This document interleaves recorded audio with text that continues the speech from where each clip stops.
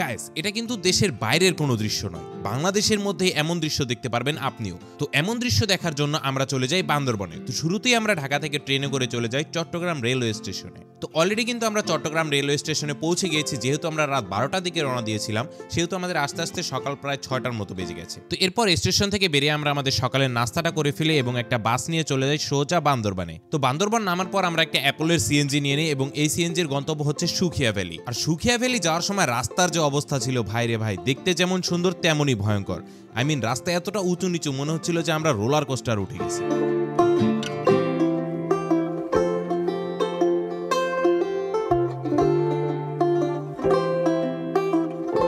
তো এভাবে বেশ কিছুক্ষণ চলতে চলতে আমরা একটা বাজারে এসে থেমে আমাদের কিছু জিনিসপত্র লাগতো, সেগুলো আমরা কিনে নেই এবং দেখতে দেখতে পৌঁছে যাই সুখিয়া ভ্যালির সামনে। আর এই সুন্দর রাস্তা দিয়ে আস্তে আস্তে আমাদের জিনিসপত্রগুলো দেখেন কত সুন্দর হয়ে গেছে, মেকআপ করে দিছে। আমরা ভেবেছিলাম এই জায়গায় হয়তো সুখিয়া ভ্যালি, কিন্তু গাইস সুখিয়া ভ্যালি এখান থেকে যে পাহাড়টা দেখতে পাচ্ছ এর অনেক উপরে। তো এরপর আর কি সবাই সবার গাট্টি বস্তা নিয়ে হাঁটাহাঁটি স্টার্ট করে দিই। আর এই পাহাড় দিয়ে উঠতে যে কি পরিমাণ কষ্ট লাগতেছিল ভাইরে ভাই, সারাটা রাত জার্নি, সারাটা দিন জার্নি, এখন আবার আমাদের এতগুলো গাট্টি নিয়ে দিক দিয়ে উঠা লাগতেছে। তো এরপর উপরে যেতে যেতে দেখি এখান দিয়ে আবার একটা কুকুর যাচ্ছে। তারপর আমরা ইন্সপায়ারেশন নিলাম যে একটা কুকুর যদি এত উপরে উঠতে পারে, আমরা কেন পারবো না।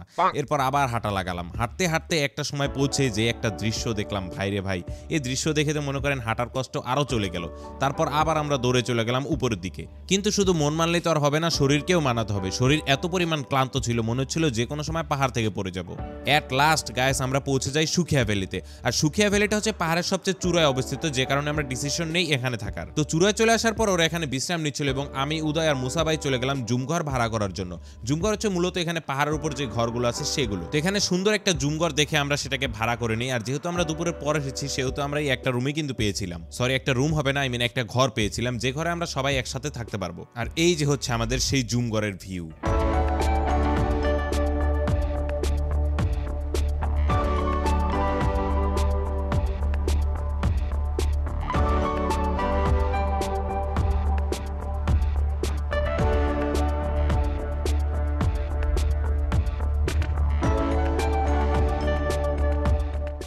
তো সারাদিনের জার্নির ক্লান্তি দূর করতে এখন আমরা চলে যাব নিচের সেই নদীতে গোসল করার জন্য।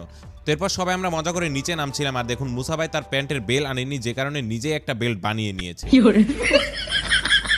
আর নামার সময় আমরা একটা জিনিস লক্ষ্য করলাম, সেটা হচ্ছে পাহাড়ে ওঠার চেয়ে কিন্তু নামাটা আরো বেশি ভয়ঙ্কর। কেননা নামার সময় একবার যখন গতি বেড়ে যায় ভাইরে ভাই, সেই গতি আর থামানো যায় না। আমরা যে পথ দিয়ে মূলত গোসল করতে যাচ্ছিলাম, সেই পথগুলো কিন্তু ছিল খুবই ভয়ঙ্কর আর দুর্গম। একবার যদি পা পিছলে নিচে পড়ে যান তাহলে একদম কেল্লা ফতে। আর এসব কঠিন কঠিন রাস্তা যদি আপনি এক্সপ্লোর না করেন, তাহলে ভাই আপনার পাহাড়ে ঘুরতে আসারই কোনো দরকার নাই। আর এসব দুর্গম রাস্তা পাড়ি দিয়ে যখন নিচে নদীর কাছে আসলাম ভাইরে ভাই, নদীর পানি এত এত এত ঠান্ডা ছিল, কি বলবো। আর যেহেতু আমি সাঁতার জানি না, সেহেতু প্রথমে আমি মুসা ভাই আর নয়নকে দিয়ে টেস্ট করালাম যে কোথায় কোথায় আমি ঠাই পাবো। ওয়েট, আমি তো আমার দুর্বলতা ফাঁস করে দিলাম।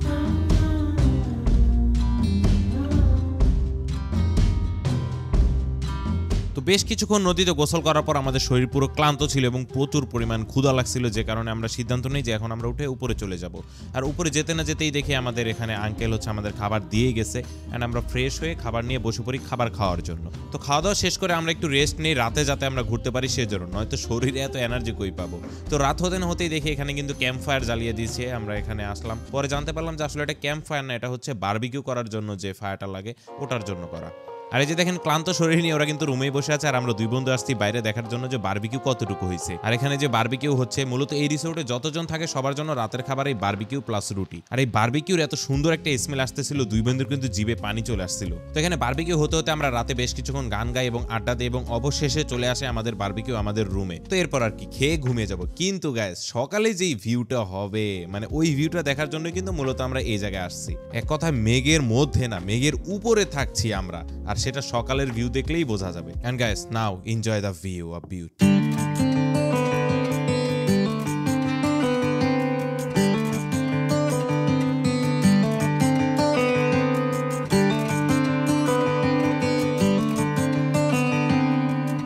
Guys, just look at this scene. দেখে কি মনে হচ্ছে? দেখে মনে হচ্ছে আকাশের মেঘের উপরে এক টুকরো পাহাড় ভেসে উঠেছে এবং তার উপর দাঁড়িয়ে আছি আমরা। বাই দ্য ওয়ে, এই ওয়াচ টাওয়ারটার কথা তো বলাই হয় নাই, এটার মাধ্যমে কিন্তু আপনি আরো উপর থেকে সুন্দর দৃশ্য দেখতে পাবেন। তো এরপর বেশ কিছুক্ষণ ওয়াচ টাওয়ারের উপর থেকে সুন্দর দৃশ্য উপভোগ করার পর আমরা কয়েকজন চলে আসি নিচে, বাট আমাদের চাবি রেখে এসেছি উপরে, যে কারণে নয়নকে আমরা এই দরজা চিপা দিয়েই পাঠিয়ে দিই। ওয়েট, আবার একটা প্রাইভেসি ফাঁস করে দিলাম। ধুর, by the way, don't do this without an emergency cases. তো এরপর আর কি সকাল 11টা বেজে গেল এবং আমাদের এখান থেকে বিদায় নেওয়ার পালা হলো। আর এখান থেকে বিদায় নেওয়ার সময় কিন্তু আমরা বেশ কিছু জিনিস এক্সপিরিয়েন্স করি, যেমন পাহাড়ের ঢালু দিয়ে কষ্ট করে নামা, পাহাড়ের ঢালু দিয়ে বাইক উঠানো, তাছাড়া পাহাড়ি পেঁপে খাওয়া অ্যান্ড লটস অফ ফান। আর এখান থেকে আমরা চলে যাই কিন্তু আলীর গুহাতে, যার ব্লগ অলরেডি ইউটিউবে আপলোড করা আছে, আপনারা আই বাটনে ক্লিক করে দেখে নিতে পারেন। তো দেখা হচ্ছে নতুন কোনো ভিডিওতে। See you soon, by.